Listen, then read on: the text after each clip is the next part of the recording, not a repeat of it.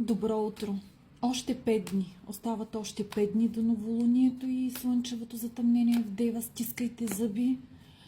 Труден е периода, напрегнате, стискайте зъби, гледайте позитивно и си казвайте: и това ще мине, и това ще мине, и това ще мине.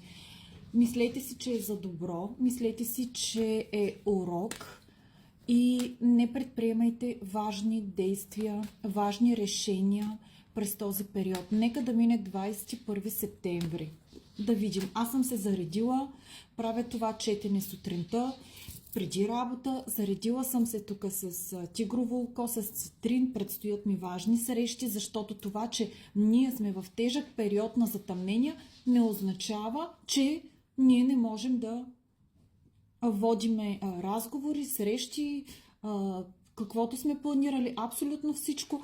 Просто се въоръжете с малко повече търпение. Искам да видя каква енергия за днес ще покаже Таро. Ако искате като моите гривни, против зли очи, против завист, искам да ви покажа тук какво съм скрила. Това е черният турмалин за защита. Алина от Варна ги прави. Пишете ми. Пращам със секунд. Да видиме за днес.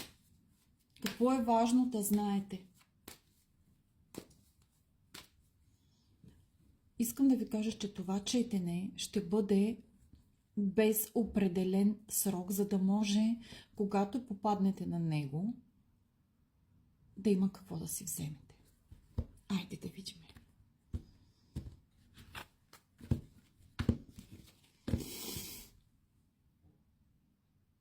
Някой е разочарован, някой е наранен, някой е обиден,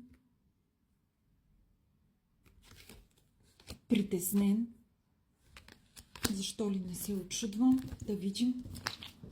Мъжка енергия, между другото, дойде и бих казала повече на млад човек мъж.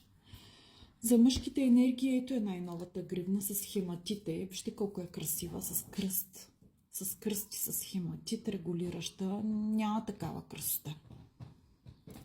А тази е турмалин, мъжката, плетената. Много са красиви гривните. В момента мисля, че всеки един от нас има нужда от поне малко защита, поне малко спокойствие. Да видим.